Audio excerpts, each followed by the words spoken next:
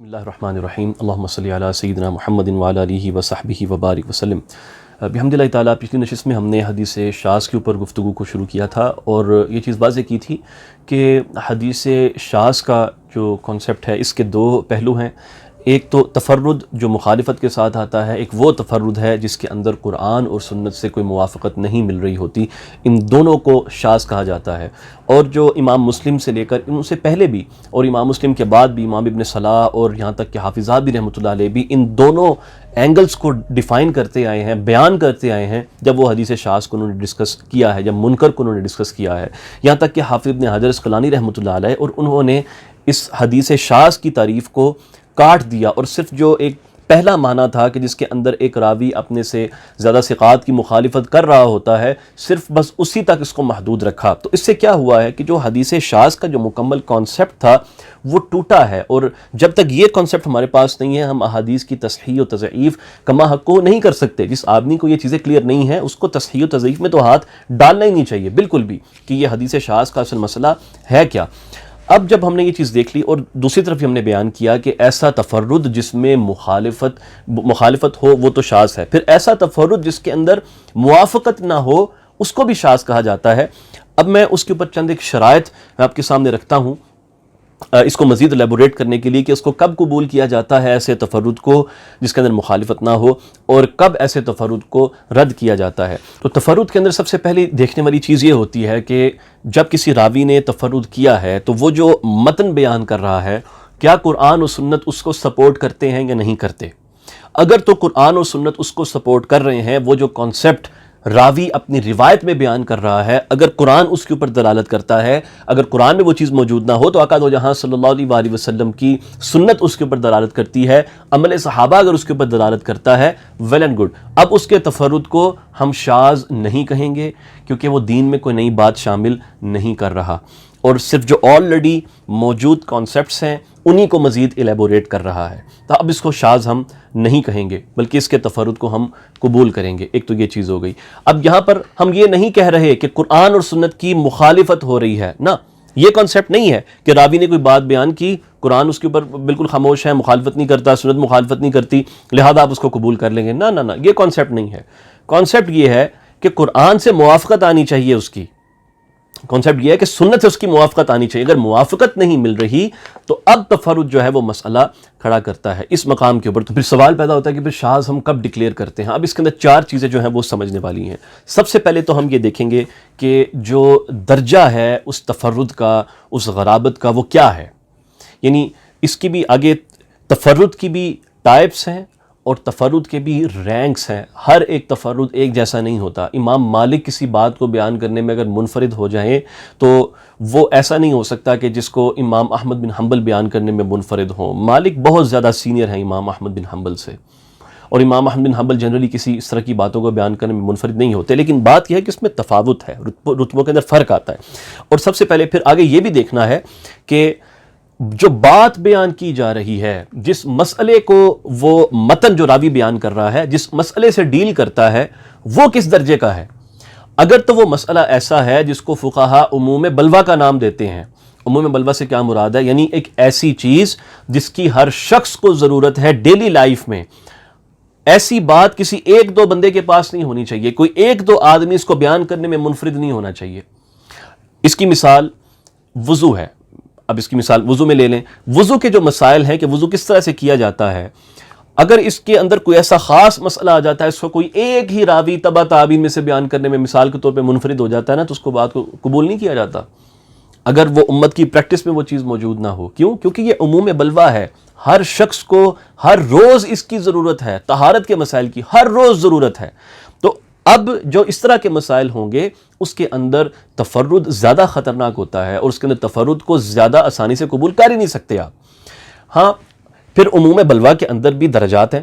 اب ایک تو عموم بلوہ بتا دیا طہارت والا، پھر ایک عموم بلوہ نکاح کے مسائل کا بھی ہے، لیکن اب یہ دونوں عموم بلوہ ایک جیسے نہیں ہیں۔ کیوں؟ کیونکہ طہارت سے ہمارا ڈیلی کا تعلق ہے، ہم نے نماز پڑھنی ہے، دیگر معاملات ہیں، ڈیلی کا تعلق ہے ہمارا، لیکن نکاح کے ساتھ معاملہ ایسا نہیں ہے، وہ بار بار ہر روز ہونے والی چیز نہیں ہے، حالانکہ وہ عموم بلوہ ہے، لیکن یہ دو عموم بلوہ بھی ایک جیسے نہیں ہیں۔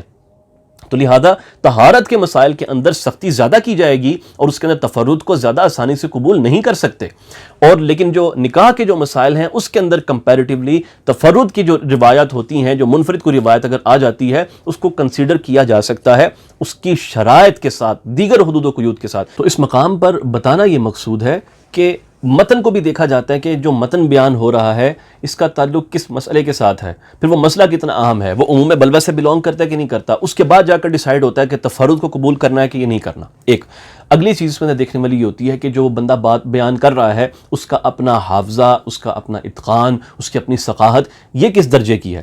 مالک سے آپ جو باتیں قبول کر سکتے ہیں وہ مالک سے کم درجے کے جو ثقات ہیں آپ اس طرح کے راویوں سے وہ بات قبول نہیں کر سکتے۔ پھر وہ جو کم درجے کے ثقات ہیں ان سے آپ وہ باتیں قبول کر سکتے ہیں جو آپ صدوق درجے کے روات سے قبول نہیں کر سکتے، صدوق سے آپ وہ باتیں قبول کر سکتے ہیں جو آپ ضعفاء سے قبول نہیں کر سکتے۔ تو یہ رینکس دیکھے جاتے ہیں کہ کہاں پر کس کا تفرد آ رہا ہے، اس کا رینک کیا ہے۔ تیسری چیز اس کے اندر دیکھنے والی یہ ہوتی ہے کہ یہ دیکھا جائے گا کہ راوی کا تعلق کس زمانے کے ساتھ ہے۔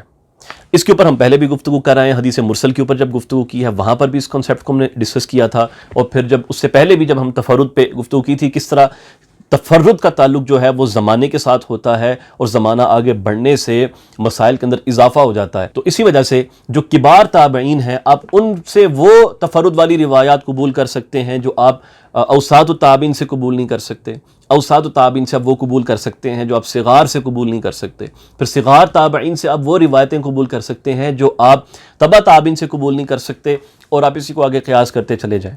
ٹھیک ہے کہ جتنا بڑا مسئلہ ہے، جتنا زیادہ اس مسئلے کی شدت ہے اور جتنا زیادہ اس میں تفرد آ رہا ہے اس اعتبار سے اتنا زیادہ اس کو قبول کرنے میں مسئلہ ہوتا ہے۔ اور چوتھی چیز اس میں یہ دیکھی جاتی ہے کہ جو راوی کسی بات کو بیان کرنے میں منفرد ہوا ہے وہ جس شخص سے، جس شیخ سے روایت کو بیان کر رہا ہے اس کے ساتھ کیا تعلق ہے، وہ کس درجے سے بلونگ کرتا ہے۔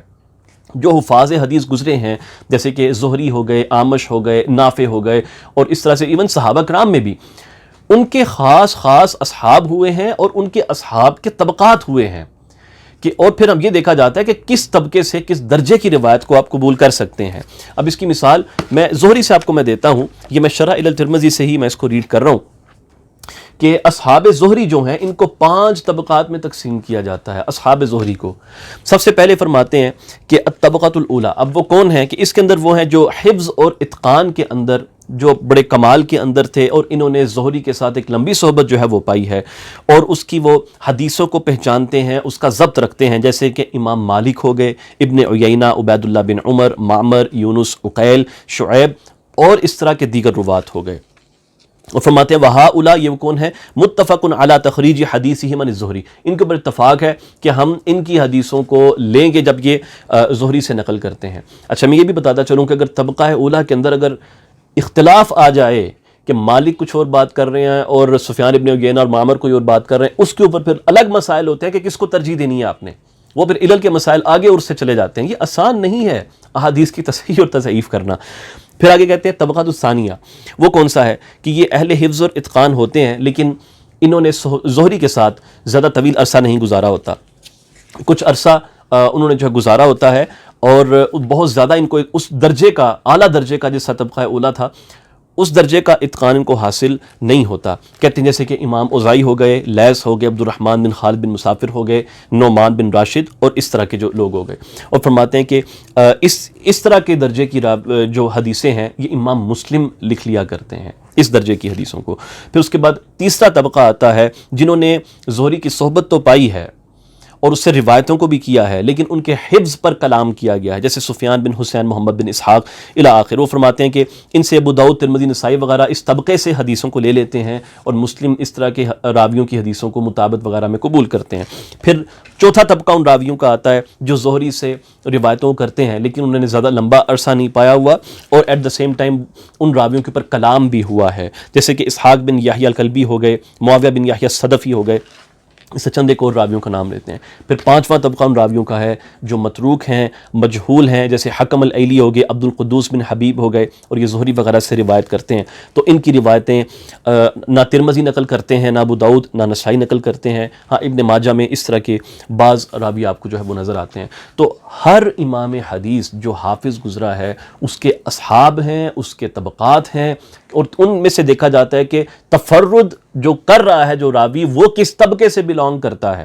یہ بھی ہوتا ہے کہ ایک راوی کسی خاص شیخ سے روایت کو بیان کرنے میں ضعیف ہوتا ہے، لیکن وہ کسی دوسرے شیخ سے جب وہ بات کو بیان کر رہا ہوتا ہے تو اس کا شمار طبقہ اولیٰ کے اصحاب میں جو ہے وہ کیا جاتا ہے، تو وہاں پر اس کا تفرد قبول ہوگا، لیکن دوسرے شیخ کے ساتھ اس کا تفرد قبول نہیں ہوگا.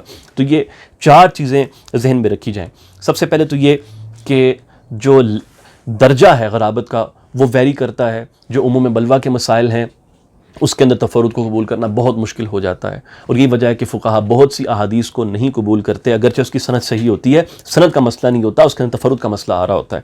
اور اسی طرح وہ مسائل جو عموم بلوہ سے بلانگ نہیں کرتے ان کے اندر تفرد کو لے لیا جاتا ہے. پھر اس کے بعد یہ دیکھا جاتا ہے کہ جو راوی تفرد کر رہا ہے، جو منفرد ہوا ہے، اس کا اپنا ضبط، اپنا اتقان کیسا ہے. پھر یہ دیکھا جاتا ہے کہ اس کا زمانہ کون سا ہے. پھر آپ اس میں سے یہ بھی دیکھتے ہیں کہ وہ جس شیخ سے روایت کر رہا ہے اس سے روایت کرنے میں اس کا اتقان، اس کا ضبط اور اس کی صحبت وہ کس طریقے کی ہے اور وہ کس طبقے سے بلانگ کرتا ہے. تب جا کر آپ اس کے تفرد کو قبول یا رد کریں گے ان ساری باتوں کو گو تھرو کرنے کے بعد.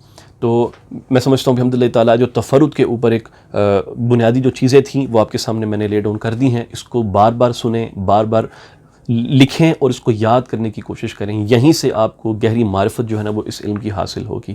اگر آپ کو یہ کنسیپٹ کلیئر نہیں ہے، آپ کے پاس کوئی رائٹ نہیں ہے کہ آپ احادیث کی تصحیح و تضعیف کے اوپر جو ہے وہ گفتگو کریں. انشاءاللہ ہم حدیث شاذ کے اوپر چند ایک اور مسائل کو آگے بیان کرتے رہیں گے. کچھ ایگزامپلز وغیرہ بھی انشاءاللہ میں علل کی کتابوں سے آپ کے سامنے رکھوں گا. السلام علیکم ورحمۃ اللہ وبرکاتہ.